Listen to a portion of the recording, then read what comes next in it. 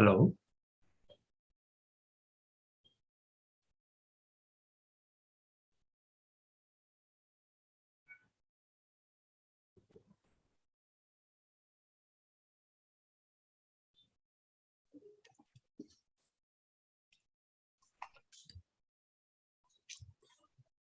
Hi, Prasanna. Very good morning. Thanks for joining the call. Sure, Raj. Sure. Thank you. Now we're ready to go on live. We are live already. So, can you just give us a little time of 3 to 4 minutes so let's people join and we can discuss. Yeah. Sure. Let me know when I need to. I'm ready. I'm here. Sure, Prasanna. Thanks. Hi, Prasanna. Good morning and welcome. Hello, sir. Thank you. Yeah, this is Mallikarjun from Iidt. Yeah, Mallikarjun sir, hi sir. Prasanna, Mallikarjun sir is the senior general manager over Iidt. So he represents Iidt government of Andhra Pradesh. Sir, Prasanna Kumar is as you know, actually I mentioned in the webinar. Yeah, sure, great. I believe currently, Prasanna, you are having your own startup, right? No, sir. I'm actually with Kyndryl, which is a spin-off from IBM. Oh, great. Okay. I saw that profile on LinkedIn. Yeah. Okay. So, what is it into, Kyndryl? Kyndryl is being listed as the world's biggest startup, 19 billion startup, which is a spin-off from IBM. Oh, okay. With it focuses on consulting on the digital strategies, along with being a service integrator, competing with Accentures, right? The Capgemini's, the Google professional services, and others. Because IBM chose to be a product company with its own cloud. Okay. Right. So we are the consulting force of IBM that forked into a new company that that's 3 months old or 3 months young rather. Oh, okay. Yeah, that's correct. 3 months young. Yeah. I was with Deloitte US. Okay. So mostly into consulting of cybersecurity. Cybersecurity. Yeah, I was a CISO for a bank as well. So I worked briefly with Middle East banks as well on core banking solution and implementation. Right. Basically, I was a banker and I moved to IT and then cybersecurity. Therefore, the banking domain makes sense. Okay. Good. So, Raj, we are waiting for the students. Yes, sir. Just let students can join the session. We can start. Just give us 3 to 4 minutes. We will send a reminders. So, Raj, Mallikarjun sir and I will be talking today. Yes, sir. Mostly you will be taking part. Mallikarjun sir also will be adding few points in the starting of the meeting. Then, probably you can take it from there. In the last 15-10 minutes, we'll take any doubt clarification from the students. Okay. I think probably I'll speak for half an hour or so. I'm a bit under the weather, but then I would love to take more questions than me lecturing them. More of interaction. Mallikarjun sir, I just introduce you once the meeting starts. So please sure. give some words. Yeah. Okay. I'll be on mute mode.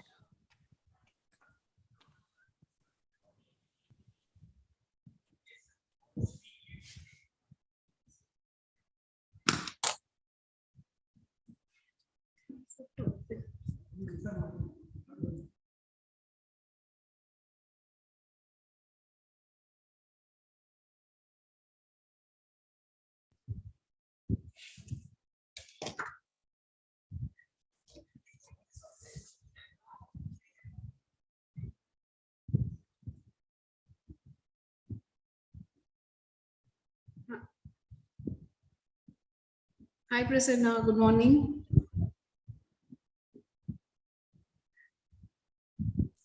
Hi, Anuradha. Namaste. Good morning.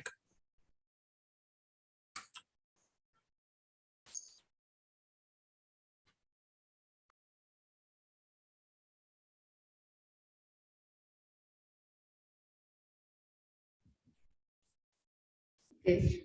So hi Prasanna, good morning. Yeah, so very glad to see you once again on this platform. Have always been helpful to us. Thank you once again to come on to this platform to speak to the students. You are actually speaking to the students of PGP, postgraduate program in data science and machine learning.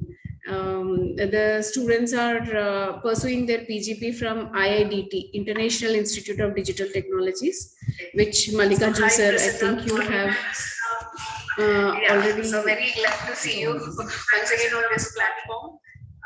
Have always been helpful to us. Thank you once again to come on to this platform to speak to the students. So the students from IIDT will be listening from here, but there are students who will be listening on to YouTube also. We have sent to all the partner colleges to attend this program. So many students will be attending from YouTube. So students, good morning. Would like to, okay, so Mallikarjun sir, good morning, sir. Good morning, Anuradha. How are you? Hopefully Dinesh Garu also is here. Dinesh Garu, good morning. Katyani, can you send a reminder to all the students once again? So just give introduction to Prasanna. Prasanna, like you all, has completed his master's in computer science from JNTU, and he's also completed his executive management program from IIM Calcutta. And he has worked in diverse areas. I think I can mention it as diverse areas. So he started as an intern in TCS, and then worked for some time in Carnegie Mellon as a research associate. And as a research associate, he was working towards education sector. I think he's always been connected with the education sector since that particular point of time. He also worked for NASA, and currently he is a global transformation leader in Kyndryl. Before that, he was heading cloud practice, cloud implementation for IBM for India. And then now he is into global transformation leader of Kyndryl, which is, I think, acquisition of IBM. And he also worked in AT&T as senior director before he joined IBM. So he is an inspiration. He's always been connected with education sector, and also he's into a lot of charity. Most of his Saturdays and Sundays he works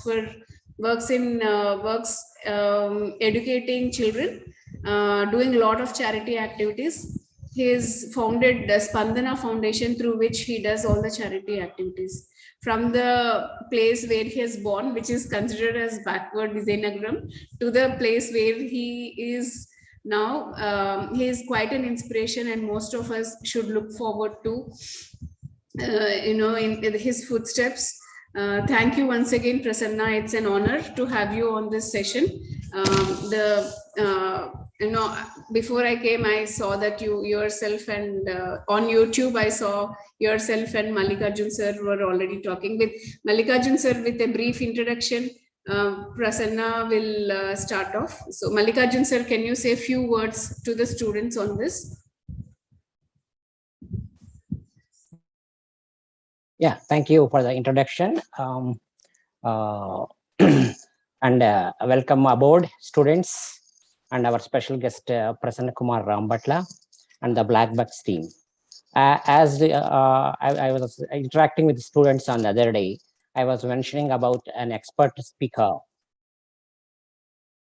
I was mentioning to the students that there will be an expert speaker session on every Saturday. So we started off this series of sessions with Prasanna Kumar Garu. So welcome, Prasanna Kumar. Just to give a brief introduction about the IIDT. IIDT stands for International Institute of Digital Technologies. It is located at Tirupati. The one unique aspect of IIDT is that it works under ITE&C department of Andhra Pradesh. It doesn't come under education department. It is directly under ITE&C, that is Information Technology, Electronics and Communication department. So because of this industry focus, so our education and the structure and hierarchy at IIDT is unique. In that, there will be the training will be mostly on industry focus. So even the case studies and all that, they relate to industry and nothing to do with academics.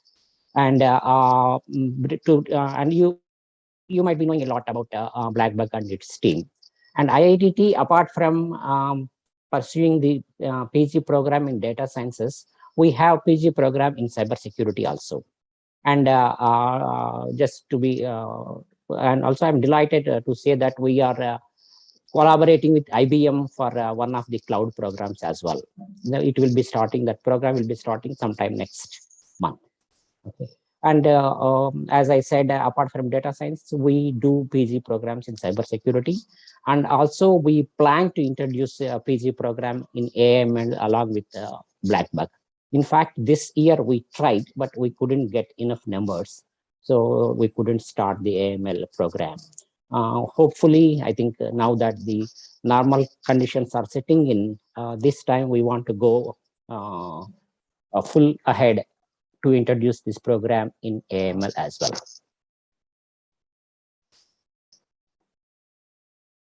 Prasanna, you can take over. All right. Thank you, sir. Thank you. So it was a privilege to connect back. In fact, I'm a bit down with cold and cough. But the reason I chose to be here, as Anuradha was mentioning, is because information should be used as the data scientists and the first artificial intelligence PhD holder, Professor Raj Reddy, a proud American Indian and advisor to Iidt, Bill Clinton, President's Information Technology Advisory Committee, listed. Education and information should be used as information. We should constantly use information in forming ourselves better. Therefore, we can iteratively improve. So it's always a privilege for me, when you tried reaching out to me, I was actually traveling to Varanasi on a flight, so I couldn't take your call. Okay, and then I realized maybe there's a session coming up. So I look forward to such avenues, not because I know a lot to share, right? Because what I have gathered over the last 24 years of experience is the moment we start thinking we know a lot, that is the beginning of the end. Okay. So we need to realize no matter where we are in our careers, whether you're a student, whether you're a professional, working professional, whatever degrees you have, the very powerful message from my professor Raj Reddy, under whose tutelage and training I actually had the good fortunes of training. What got you here won't get you there. So don't rest on your laurels. Whatever you did in the past or you did not do in the past, it's done and dusted.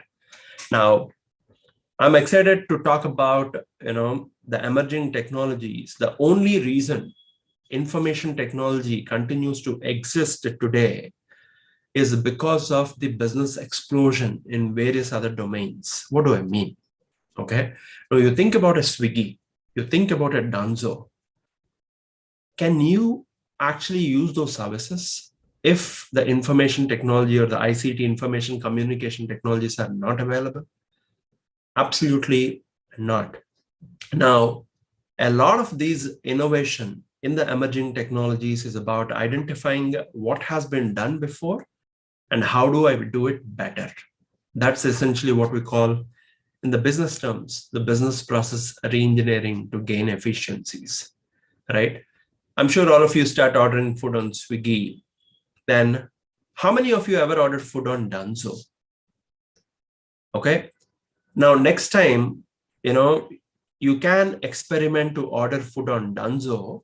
When you start ordering food using Dunzo with a restaurant, the only difference is Swiggy will have the catalog of all the products that you can order through their digital menu, whereas Dunzo will not have. Dunzo started as a point-to-point pickup and drop. But when Dunzo was infused with the Google as an investor, what Dunzo started doing, which is an India first strategy, which is what is very important. The reason the whole world is looking at India is because of the students and most of the millennials like you who are entering the workforce every week, if not every day. Okay. Now, if you order the same food on Dunzo from a restaurant, you will have a significant 20 to 30% of market price less, because Dunzo folks don't charge a commission like Swiggy does. Now, this is a model that has been evolving because of youngsters like all of you. This is what we call the Jugaad Innovation. Okay, you load money through Bharat Pay, Paytm, or Google Pay, and when the Dunzo guy goes to that shop, he picks up the picture and he extends. When Dunzo started, this was never the situation.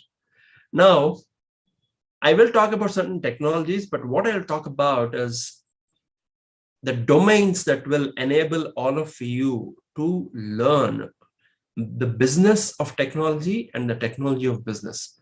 If you only know technical skills, like Malik sir and I were talking before, he said he actually comes from the banking domain and then got into the technical world and then started working on the core banking implementations. He is able to work on core banking because he knows how banking as a domain works.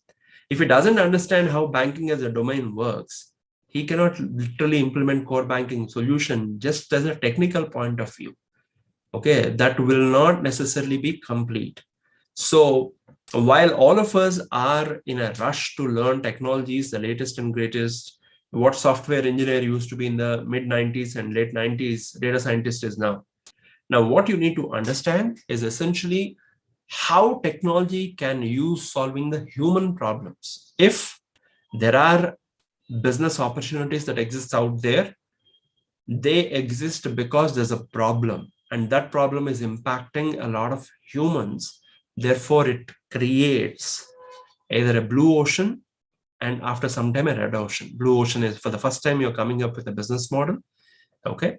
And then if it is replicated, like Uber, was for the first time a blue ocean. When Ola implemented it in India, it became a red ocean. It's a cut, copy, paste, but have done very well. But what Ola is doing now with coming up with Ola bike, okay, with a battery bike, is something that we'll talk about in emerging technologies.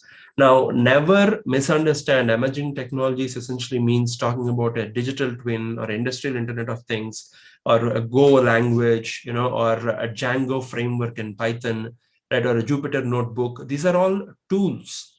If you know how to use these tools, good. But if you don't know where to use these tools, therefore, what will be the result? The results will be disastrous. I'll remind you a quick story of a marine engineer, and this is a very popular story that was shared on the WhatsApp University a while ago. A huge oil tanker, okay, ship got anchored by the port of New York, and the ship was not moving. So they brought in a lot of consultants who tried starting the ship. The ship would not start. And somebody said, hey, you know what? There's a 90-year-old marine engineer who is living in Long Island, which is just further up north of New York. Why don't we call him? So they called him, they sent him a cab. So he came, he looked at the whole ship, took a go around, walked around the ship. They said, give me a hammer. And he went and hammered one screw. And then he sent a bill. The bill was about, let's say, 1 lakh rupees, okay, for the convenience of Indian rupee. Then the shipping company was surprised. They said, all you did was taking a hammer and going and hitting the screw. Then they asked, can you give us a split of the bill? He said, hitting the screw with the hammer is only 2 rupees. Knowing which screw in the ship to hit, okay, is 1 lakh minus 2 rupees. Now, this is domain expertise that we all need to have. The emerging technologies landscape. Now, I do have a presentation that I'll briefly talk about.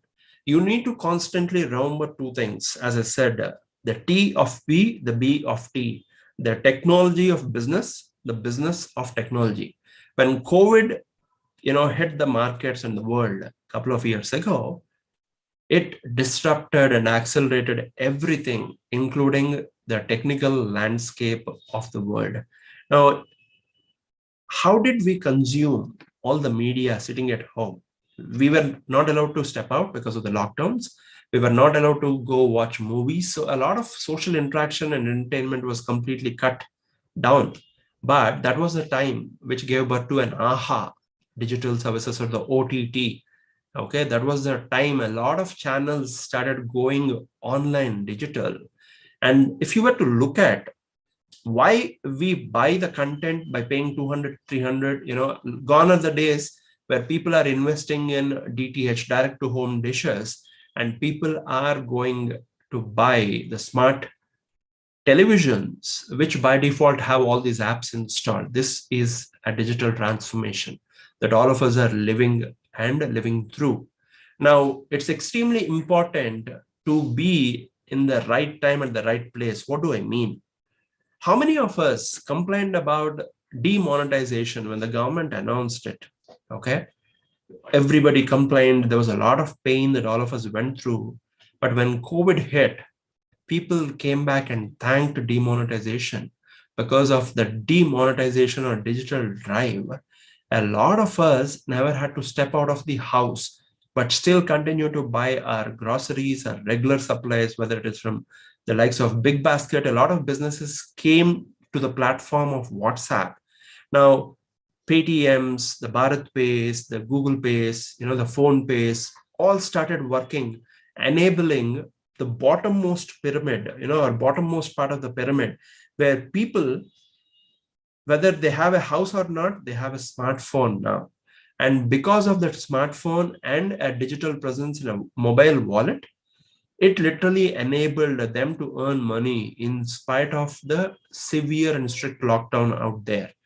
Now, looking at these opportunities, WhatsApp enabled the payment, but by the time WhatsApp enabled the digital payments, it missed the bus significantly. Point being, it's important to time the market and enter the market when the iron is hot. Now, you just can't replicate just because you are a big company like WhatsApp, which is backed by the likes of Facebook and others, even if they bring payments to the market.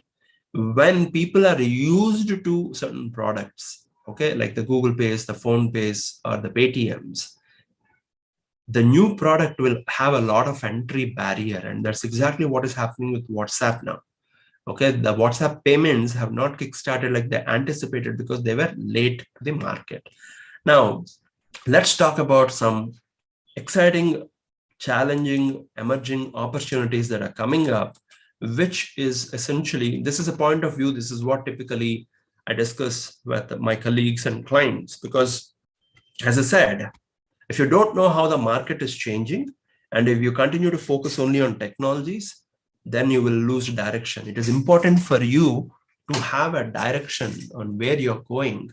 And in the process, if you know you're going from A to B, you can take a rickshaw, you can take an auto, you can take a two-wheeler, you can take an aeroplane, you can take a ship, depending on what are the modalities of connectivity, how much money you want to spend, how much time you have to spend. So the different requirements come into the perspective.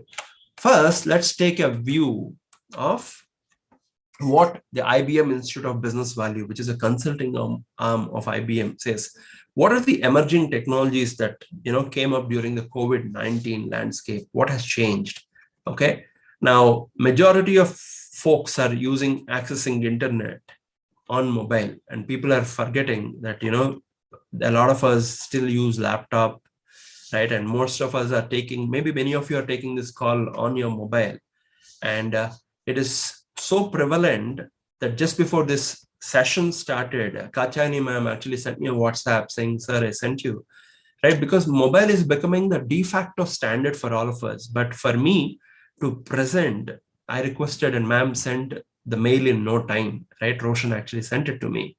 Now, that is our friend. That's what is happening. When you're carrying a mobile, a smartphone, you no longer need to have a laptop or a desktop. That is the line of thinking, which is an excellent, evolution from where most of, maybe by the time you're born, you have all seen the mobiles. But from the time where your parents are born, your older siblings are born, right? You would have asked them, they will tell you when mobile. I remember paying 18 rupees per minute incoming when Airtel used to be called JTM mobile. Okay.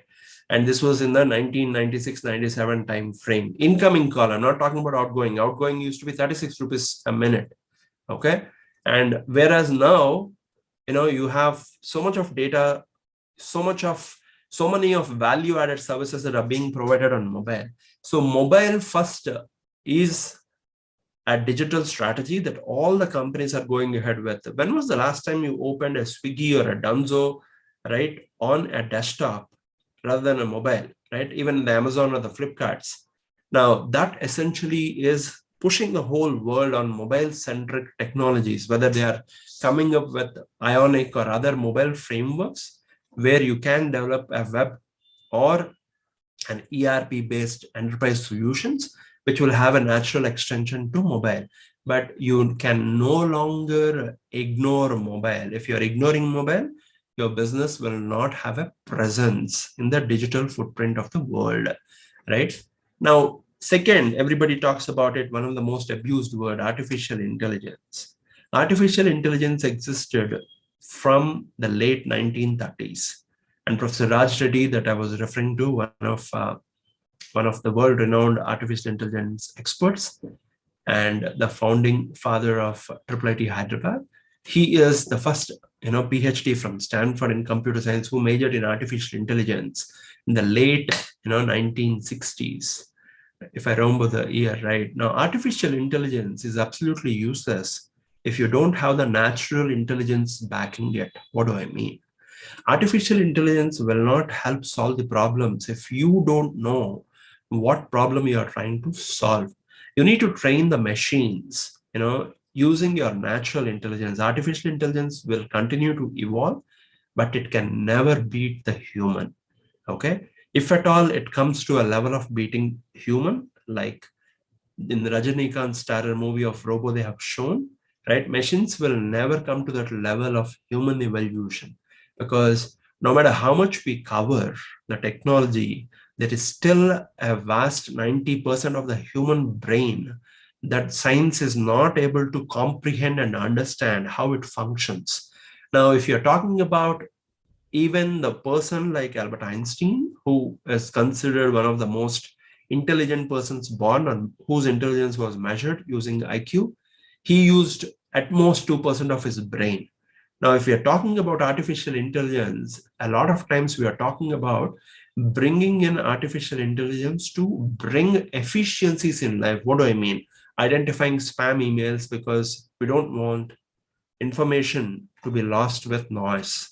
There, it makes a lot of sense. Identifying spam, then segregation, okay, of data by some labels. You do have some neural networks. The word neural network also is adopted from biology. Neural is essentially your neuron cell, the network, how it is connected, how it continues to fire the electrical pulses. Now, artificial intelligence is here to stay. As people keep fearing it will replace the jobs, it will replace the jobs, but only those jobs that are at the low end of the value spectrum. Artificial intelligence can never replace a human brain, which is a natural intelligence. Okay, so if you're focusing to learn artificial intelligence because of the hype and hoopla, I would suggest try to learn the art of problem solving, and artificial intelligence will become a natural extension. Like, you never learned the words, okay, you learned the alphabets. As you learned the alphabets, you started writing the words. As you started writing the words, you started writing the sentences. As you started writing the sentences, you started making paragraphs, therefore pages, therefore books. But your teachers, your parents never taught you how to write a book, right? Because it always starts with a step. And even in artificial intelligence or any other technology, we need to focus on the fundamentals of the foundation, which is problem solving. Okay. Now, coming into the cloud, which is, cloud is a very age-old concept that was borrowed in IT. As I keep telling, we need to understand the technology of business, the business of technology.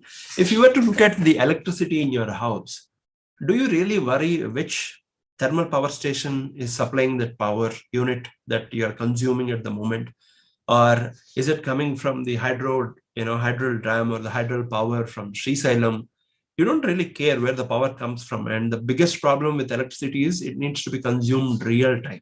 So if you're consuming the power here, it's being generated somewhere, it is being relayed to the point of consumption, which could be your college, your school, and it's being consumed in real time by you. Now, this is what we call a concept of utility. You don't really worry about when you open the tap, all you worry about is whether the water is flowing or not. You don't worry about whether this water is coming from which stream of Krishna, Godavari, Ganga, right? All you care is whether the water is there or not as a service model. This has been there for a very, very, very long time. Okay. Now, borrowing this concept to the computing world, okay, what was done? People realize there are many startups that are coming up, which are 1-person company, 2 people, solo entrepreneur, 2 people company, 3 people startup. That startup is a new hyped up jargon word where some of them are doing exciting things. And we only talk about that 1 or 2% of the startups that succeed. And obviously, nobody knows those startups that tried failing, which actually counts. Now, the reason cloud started evolving, now, mind you, my dear friends, cloud was patented in 1956 by IBM. IBM, when they brought mainframes to the forefront, the virtualization concept, which existed in IBM mainframes, was patented in 1956. In 1999, 66, 76, 86, 96, 43 years after, a company by the name VMware borrowed that concept of virtualization, brought it to the forefront and said, there is a lot of server power that gets unutilized, or when there is a peak, I'm not able to provide additional servers in real time. Therefore, how do I bring in elasticity?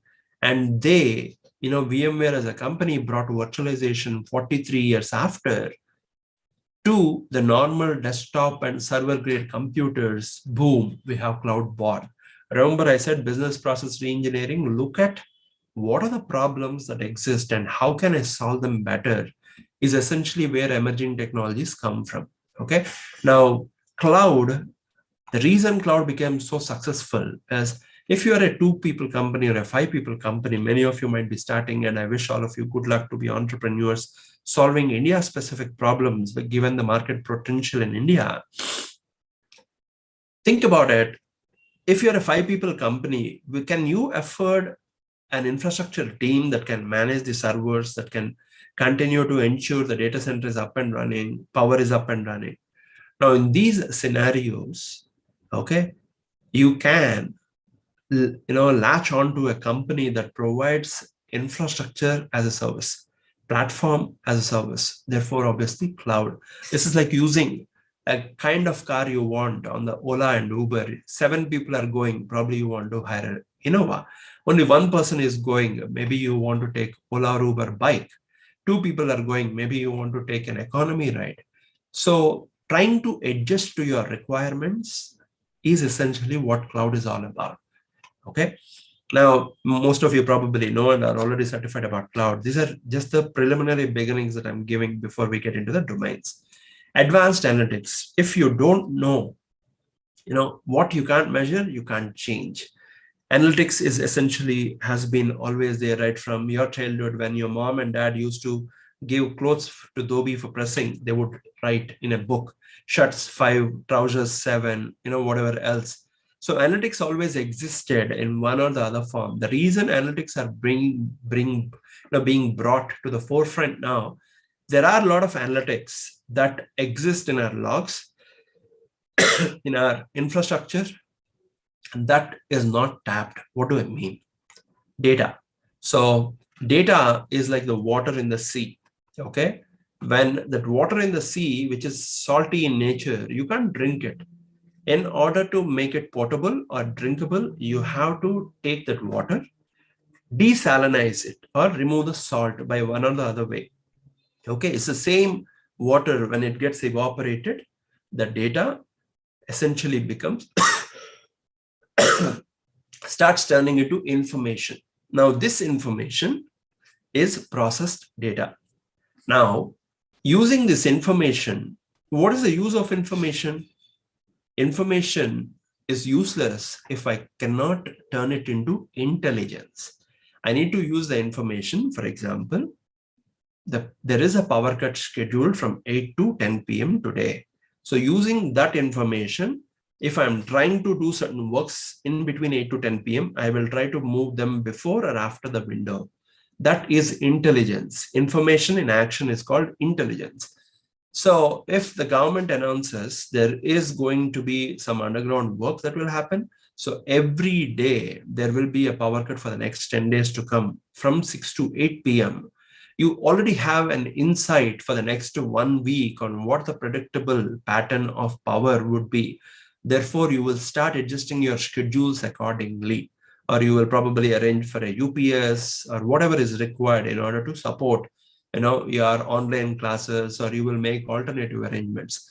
Now, this process of converting data into information into intelligence, intelligence into insights is what brings the advanced analytics. You have prescriptive, predictive, a lot of words that come in there. But analytics essentially is what you cannot measure, you cannot change. Like a lot of people are worried about, their weight. Only when they measure their weight and are trying to balance it with exercises and stuff, they know. Okay. Now, robotic process automation. During the lockdown time, probably many of you have seen that when the maids were not allowed or they were not let to come, by the police and others who enforce the lockdown, one of the biggest products that got sold on Amazon in India, on Flipkart in India, is the robotic sweeper. Okay. Typically, this robotic sweeper is an invention of a Hyderabadi woman in US who patented it with an IBM in 1993 with the infrared vision view.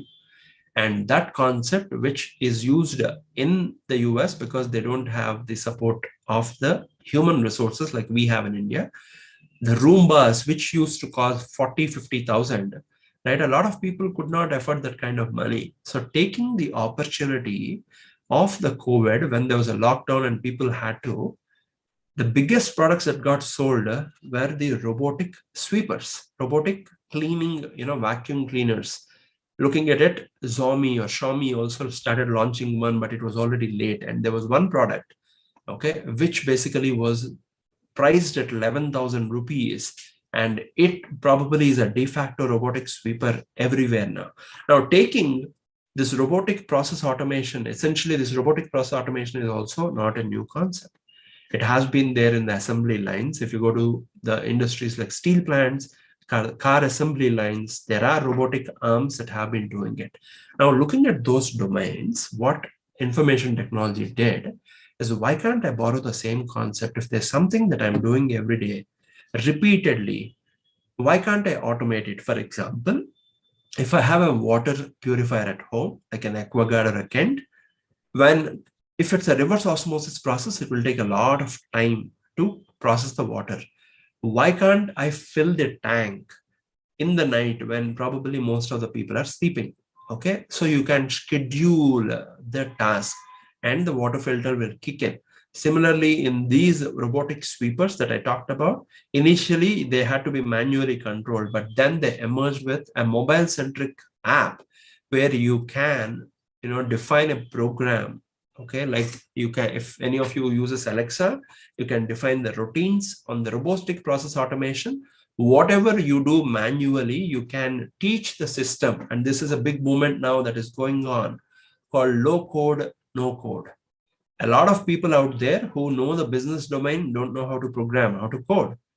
For them, if you ask them to learn programming, by the time they are ready to implement the solution, they will miss the opportunity, just like WhatsApp did with the payments. Now, a lot of tools are coming up with low code, no code. Automation Anywhere is a company that does it. Microsoft does it with its Power, tools. Now, there are a lot of other platforms that are coming up where people can define a visual workflow and the systems will start repeating it. It's called robotic process automation. And Internet of Things, as many of you probably have these smart watches that are tracking how many steps you're doing, what is your heart rate, what is your sleep time. Remember, Internet of Things is also not a new concept. It has existed for a very, very, very long time. Okay, the network of things existed, which is power network, water network, road network, rail network always existed, without which we will not have the connectivity. Okay. Now, Internet of Things has been inspired by it, and they said, if I have a printer, and if I can send the printer a print through email, just like I have an email address, my printer can also have an email address. Okay, my TV can have an email address, and I should be able to control the things that are getting connected to internet, or I need to enable the smartness. People keep saying smartphones.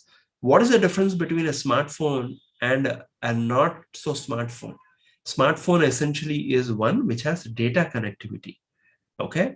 And even companies like Nokia, which started as a networking company and became a mobile company, they chose to stick with their brilliant Nokia phone, which had a long battery backup. But when they chose not to invest in their innovation, what happened? Nokia became a thing of the past.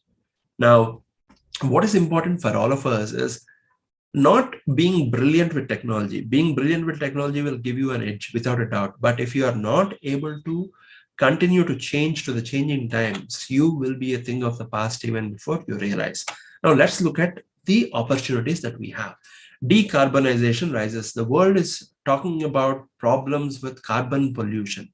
One of the things that we all realized when COVID happened, people started looking at the air quality, given the planes that were landed, the trains that did not run, the buses, the cars, the vehicular traffic that did not go, the clarity of, surroundings in the environment, the purity of air being started measured. And now every company, whether it's industrial, academic, has a carbon footprint. The amount of carbon dioxide exhaust it throws into the atmosphere is called the carbon footprint.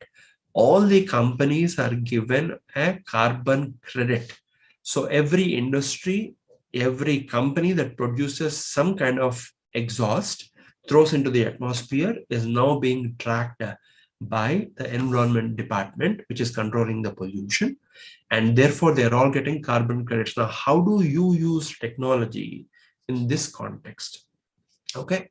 In the LG Polymers accident in Visakhapatnam, which essentially happened due to a manual error, how do you prevent such things? You bring in Internet of Things along with embedded, and you ensure if there are any filtering devices. There is an Indian who essentially captures the carbon that is being spilled or spit into the air from the factories and converts that into tiles, which can be used in construction. Okay, this is innovation. Now, how do you bring technology to the forefront of it? So you can come up with smart sieves. You can bring in Internet of Things on how, if this person who is processing the carbon in the air into tiles, if you can be the plumber in between the industry to the company or to the person who set up the factory of converting this carbon exhaust into tiles, if you can be the mediator, bingo, you hit a gold mine. Now, how do you ensure, what are the opportunities in this? One is, can you come up with sensors that can measure what is the carbon dioxide level, carbon monoxide level, what are the poisonous gases levels in this? And the moment it crosses a certain threshold, should I start? You might have seen a lot of factories will have a burning exhaust pipe. That burning exhaust pipe is essentially burning all the pollution, all the poisonous gases before they are emitted. Now, how do I alert the authorities if the composition and the output of the gases changes? Okay, how do I bring in this sensor network? How do I bring in a network that can have Ethernet cables or some kind of connectivity that will not burn and melt down because of the heat of the exhaust? Now, you need to bring in material sciences, you need to bring in your engineering background, mechanical, civil, whatever it is applicable there, along with computing. Computing is always a cherry on top of the ice cream. Okay, if you are going just with the digital technologies without the backing of whatever domain knowledge you need to have, you will crumble, you will fall fast and fail fast. Okay, so it's important for us to understand these business problems that are there. One is decarbonization. Two, electric vehicles. Why did Ola, I talked about Ola, why did Ola come up with Ola bike? Ola realized there's no point in trying to replicate an Uber because it's a volume case and you can't beat it up. Okay, I mean, it's always you're taking once, they are taking the competition next. But given the Russia and Ukraine war now, as the fuel is going up, people are realizing the reliance on fuel, and therefore the fuel price, which is not in our control, is too dangerous, especially if you're talking about companies like Indigo, SpiceJet, Air India, right, Vistara, where the fuel cost is about 50 to 60% of running an airline operations. And the fuel cost, if it's going up uncontrollably, you can't run a business. Okay. Probably in another session, we'll talk about that business knowledge about Indigo, why it is the only profitable airline.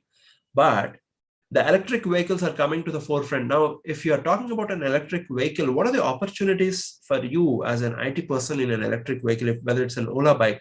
People who bought Ola bike would have realized Ola announced 3 versions and then they narrowed down to 2, but now they're producing only 1 version of the bike.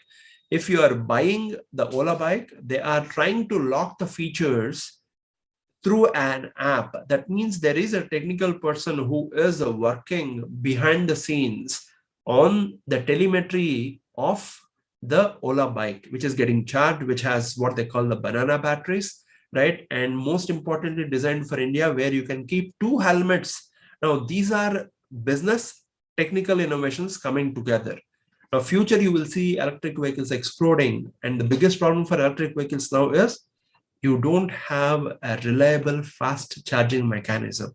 If you can come up with a mechanism which can fast charge these batteries, or just like you replace the battery in your torchlight, right, or a radio, if you can come up with a mechanism where the battery from the car or a bike can easily be replaceable with a battery of batteries. Okay, you just go to that place like a gas station and take a fully charged battery and leave this battery. Okay, and then go on, then you are solving the problem. The reason electric vehicles are slowly picking up is because that network of charging does not exist yet. It's not fast charging. You have to charge for 6 to 8 hours. Now, talking about this is a real life project that we are working on. The biggest problem that we need to solve is the food crisis. As population grows, a lot of us don't think where the food comes from, but you'll be amazed to know that only 30% of the world's population has food to eat. Therefore, you will see many of these very poor countries struggling and sometimes eating soil also. Unfortunately, our brothers and sisters in countries like Ethiopia and others, are shown eating the muddy water, drinking muddy water in the mud. Now, we need to come up with smart plants, okay, that can nourish themselves. Like, all of you would have read in your school sciences on crop rotation. You keep rotating the crops just to increase the nitrogen fertilizer in the soil. How can you bring smart plants to the planet, which essentially can run and sustain in any climatic conditions, taking minimal water, trying to process these, carbon effluents, the nitrogen and the sulfur dioxide that are being thrown into the air to be processed by the smart roots of the plant.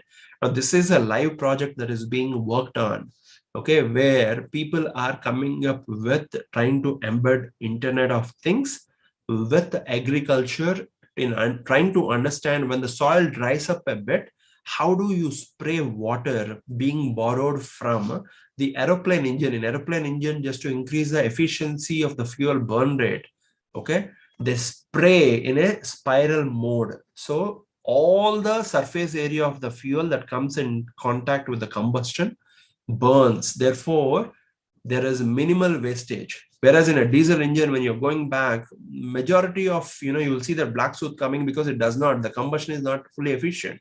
Whereas in fuel engines, it's a lot more efficient. Therefore, you don't see that black soot existing, exhaust out.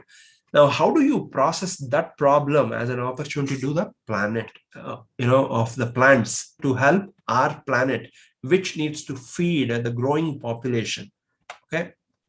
With COVID, one of the important things that happened in the medical domain is taking blood, taking the swabs and the test and processing it in 48 hours is too late. By that time, a lot of people would have got infected. Now, there are ideas, there are products that, let me show you. It's called Breathonics, where you breathe, just like the drink, DU at rest for alcohol breathing they do. When you breathe into it, In 4 minutes, it gives an analysis of what are the bacteria, what are the viruses that are there in your air. Therefore, what is the probability of you getting a cold, you getting a COVID, you getting probably a tonsillitis, because these bacteria and microbes that are there in your body are actively exchanging with the surroundings. Now, this is something called Medtronics. When you're bringing in the medical devices, the diagnostics using IT technology to do rapid testing to give the results. Okay, this is essentially what is emerging as a extreme acceleration is required, because you can't literally wait 48 hours to do some of these tests and wait for the results to come back. Now, no two of us are similar. Even if you have a twin brother or a sister, your likes, your allergies, your preferences are different from your twin brother or sister that you share the womb with. What is important for all of us is very individualistic medicine, what is called the smart medicine. Google is investing in this big time, because Google at the moment is everywhere around. You talk about Android phone, Google knows wherever you are. If you go to history.google.com, you will be amazed at how much information Google is tracking about you. Okay, with your consent, unknowingly you said I accept. Now, the next time you go to Google, go to history.google.com and see what all information you have given them. Now, Google is there everywhere. They have your browsing history. They have your, Chrome as a browser. Why did they come up with? So they can have much more control on which site you are visiting, how much time you spent on each site, what are you reading, what are your preferences. Therefore, the next time you go to Google search, they can give you recommended advertisements. You don't pay Google any money, but how is Google making so much money through we keep saying ads, but who is clicking on these ads? If that ad is not relevant, will you and I click? So Google gets that information. Remember, data to information, information to intelligence, intelligence to insights. And that's how they give the advertisements that I am most interested in. Okay. Now, how many of you wondered why Amazon, an e-commerce company, got into Amazon Prime Video releasing movies? Amazon had a problem. Okay. They did not know who are all the people in your house. And nobody will give that information. Sometimes you're buying shirts for yourself, probably a dress for your mother, or a shirt for your father, or your younger brother, or you have siblings, your grandmother, grandfather. But Amazon did not have a way to know who are all the people. Now, when they came up with Amazon Prime Video app, in that video app, you create profiles. In that profile, when you're creating kids profile, when you are creating the adults profile, you basically are giving away the information on how many people are there who are actively watching the smart content. Chances are these are the only people who are buying online as well. So the next time you buy a product for, let's say, a 34 size shirt, they know that it is essentially you are buying a shirt for your father, who is of 34 size. And probably they'll also ask you on Flipkart, you would have seen, whom are you buying this shirt for? They ask. Okay. And if you give away that information, that's how they are converting data to information, to intelligence, to insights. Okay. Now, coming back to these smart medicines. Now, all of us take the same medicines, but all of us are genetically, we are very, very different. Okay. Though born to the same parents, allergies are different, preferences are different. So medicine as a field is evolving so fast, depending on your medicine and allergy history and your disease history. Going into future, just like you go to ATM, it would also be called ATM, anytime medicine. You just go put your, the medical ID or Aadhaar will be connected. India already started getting a medical ID. When you go there, you will have a medicine that is made, custom made for you, which will work much more effective for you. And it's not going to be a paracetamol or a dolo that everybody pops. And this will become a reality in the next 10 years. It's becoming already a fast reality in a lot of, high treatments like cancer and others, which is being assisted with artificial intelligence products like Watson that IBM has, brought to the forefront. Now, individualistic medicine is a reality that will come in. Now think of this, what is running behind artificial intelligence is what is powering this.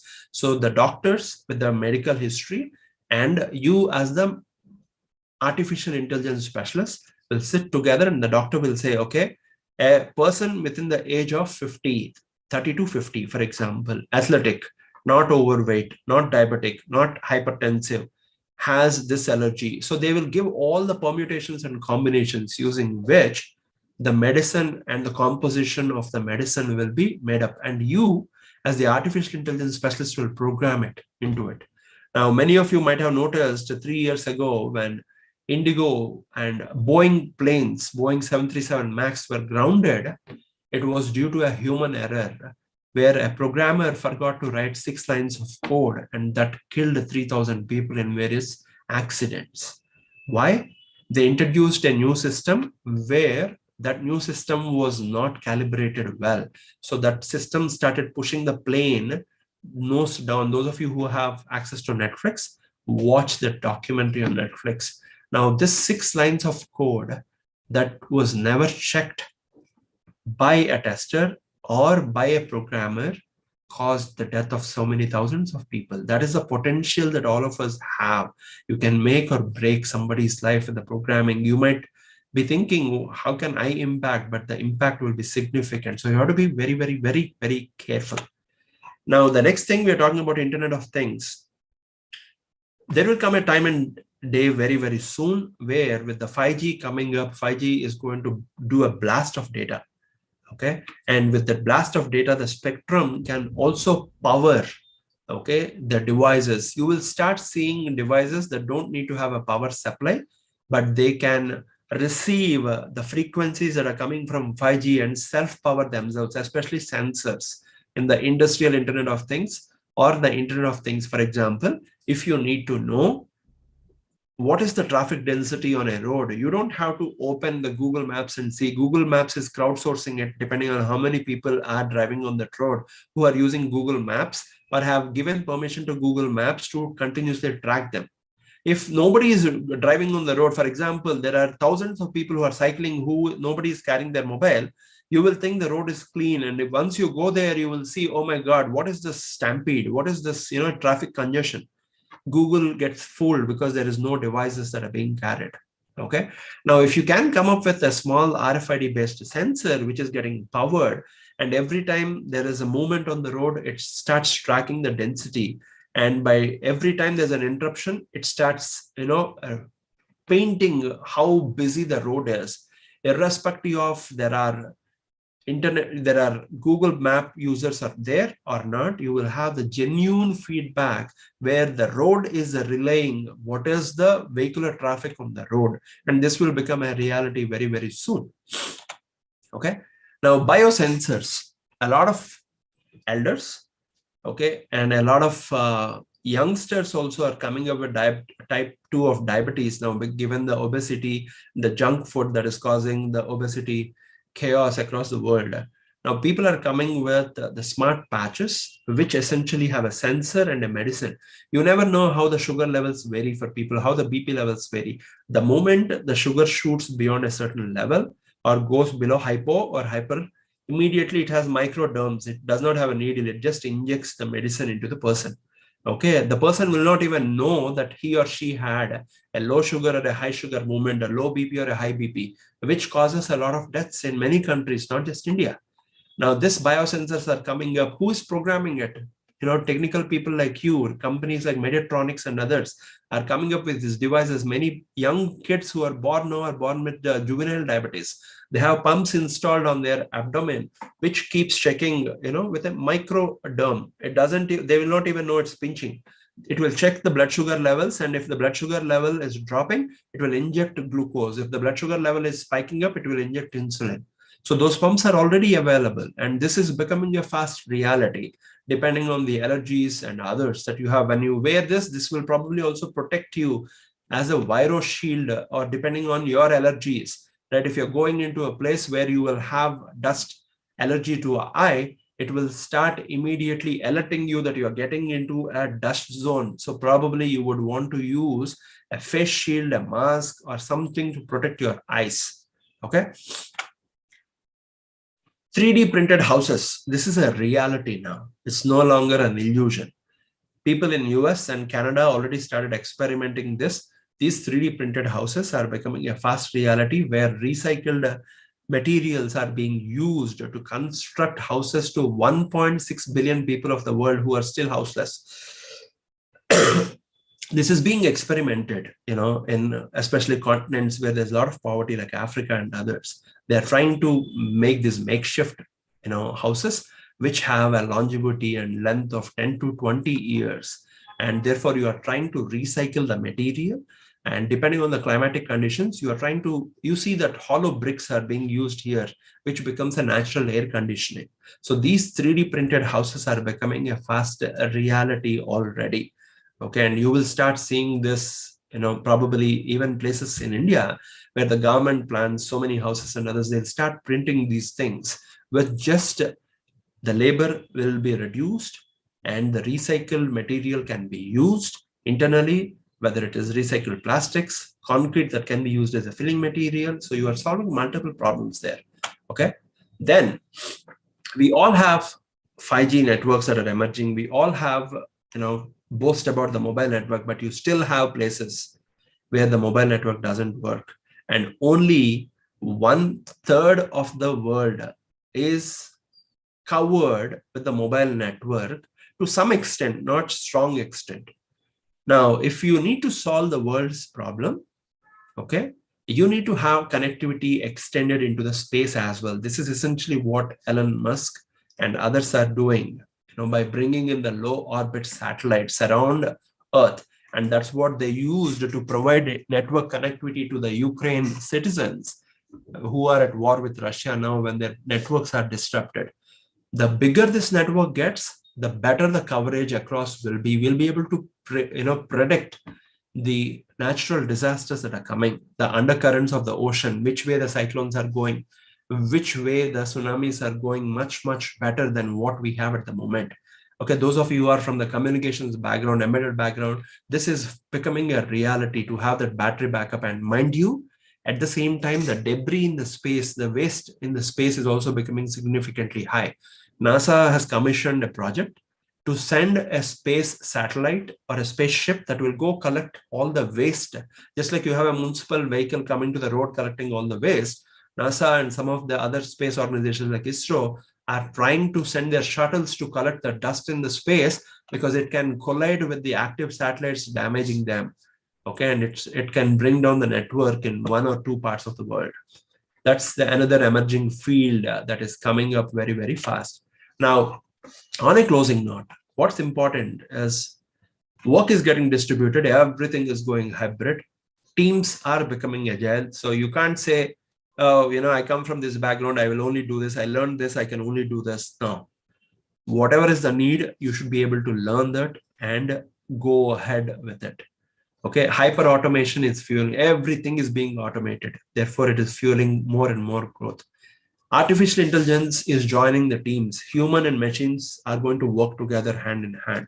Okay, computers are getting conversational. Like you're talking to the Alexas, you're talking to the Siris of the world. There will be many, many computers that will come where you will not even think it's a computer. But if your grandfather, grandmother, and your probably 1.5, 2-year-old brother or sister's kid or your kid in future is able to talk to computers, that's when the digital revolution is really being used. Okay, you don't need a specialist to use it. Okay, simple things are becoming smarter. Weighing scales are becoming smarter. Fridges are becoming smarter. TVs are becoming smarter. Okay, and information is finding you. Just like I said, Google is using all of this. Everybody is basically using information to find you because the more they understand about you, the more they can sell you. Tinkerers are becoming mechanics. You need to have a beginner's attitude. You can't say, I come with 30 years experience, 40 years experience, 20 years experience, therefore I won't do. If you don't have a hands-on approach, you will become a thing of the past very fast.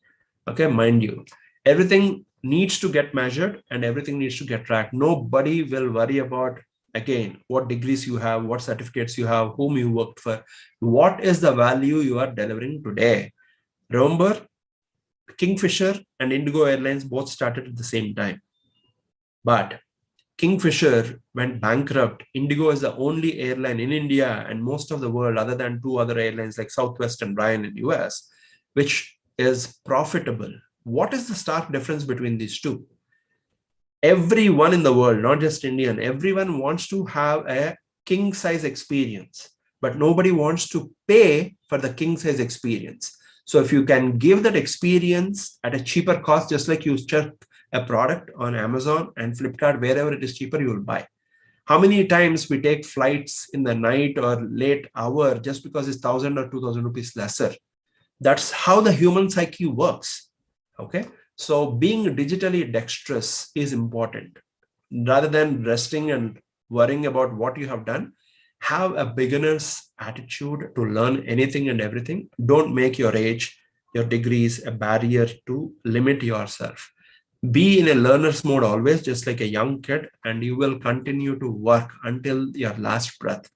And that is the opportunity the changing digital transformations are presenting to us. Thank you so much. Hopefully, it's of some use to all of you. No, it was very impressive session, Mr. Prasanna. Thank you so much for that. I hand over to Mallikarjun sir to talk, or can we take some questions from the students if at all we having any questions? Yeah. Yeah, I mean, better the students ask the questions. All right.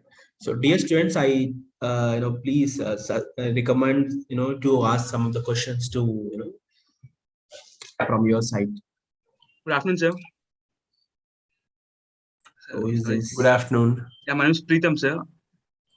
I'm studying in Iidt. I'm the student of the Iidt, pursuing my data science post-graduation diploma program. So, as I'm a data scientist, how can I link it with the machine learning and artificial intelligence? How can it be used in my field, sir? You have to pick a domain. Now, if you're picking about, let's say, urban planning, okay, cities are being planned. People are already worried with the COVID and return to work. The traffic in the cities is increasing. Imagine if you can come up with a system where your machine learning and artificial intelligence can be brought together, where you are proactively able to suggest people what time is a good time to take the route, so you don't have congestions. Okay, that is urban planning. Similarly, think about, pick a domain and try to apply to that domain and try to learn about the domain. Learning tools will get you only so far, but learning domain will take you very, very far. Did I answer your question? Yes, sir. Thank you so much, sir. And so it's really pleasure to be here, sir, interacting with you in such a way and gaining some knowledge from you. It's really great for us to interacting with you, sir. Thank you, thank you. Thanks for those kind words. If you were not to call me, I would have never, shared these views. Therefore, probably I would have not learned also. So thanks for having me. Yes, sir. I would like to thank Blackbuck also for these interactions, sir. Without them, I think it's really tough to happen, sir. Right, absolutely. Thank you, sir. Thank you, ma'am.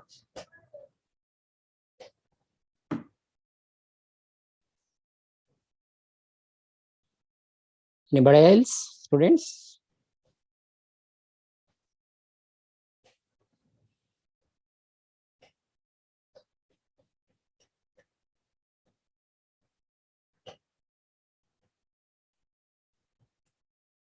Prasanna, on behalf of students, all the students are very eager, and in this age where a lot of knowledge is available, they still chose to do a postgraduate program. So just wanted to ask how they can actually plan their next steps towards a good, good entry into data science and machine learning. They are very, very passionate about these fields. Yeah. I think, thanks, Anuradha. So I think every company and any company is going after data science because people are realizing that there is a lot more data that needs to be mined, okay, in order to extract value from it. So whatever companies you are applying to and joining or campus recruitment happens, you get into, understand the domain. Okay, and there is a concept called design thinking that you will probably learn when you get into the jobs realistically. What are the customer problems in the domain that you need to solve?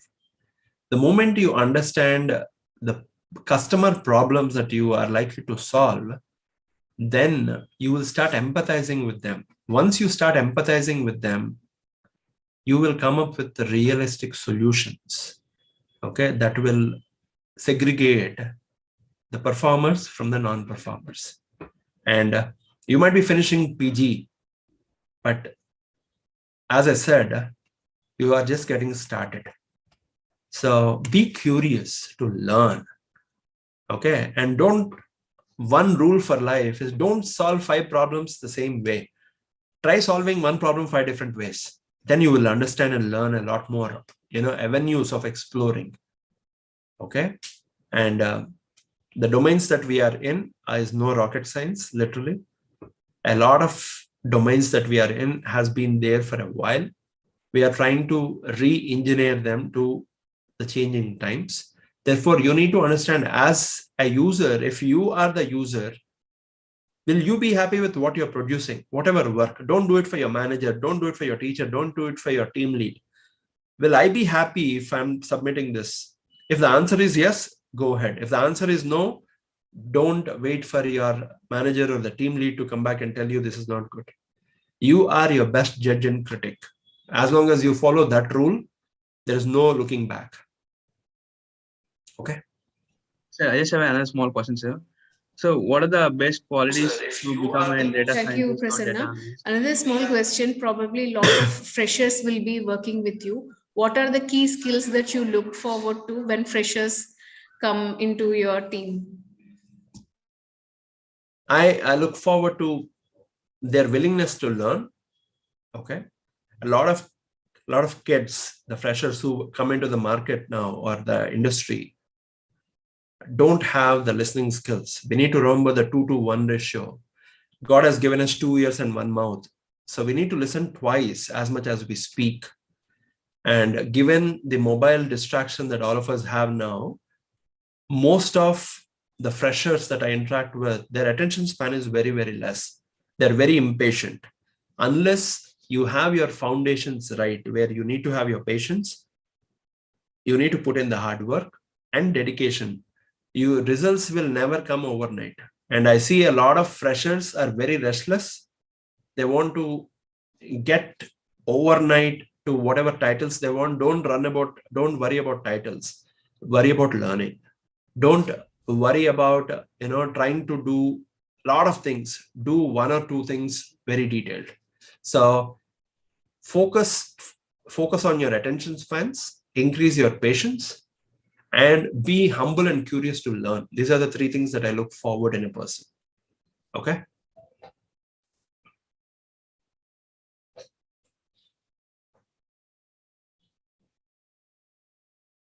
Any further questions?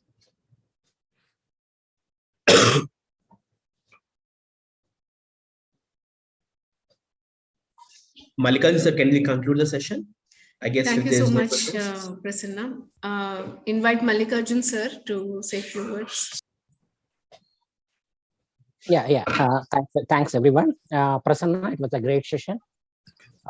As I can see, I mean, you made the students to think the ground realities, like your emphasis on domain expertise and your emphasis on problem solving skills, whether it is healthcare or when it's about solving the food prices across the world. It was a great session, Prasanna.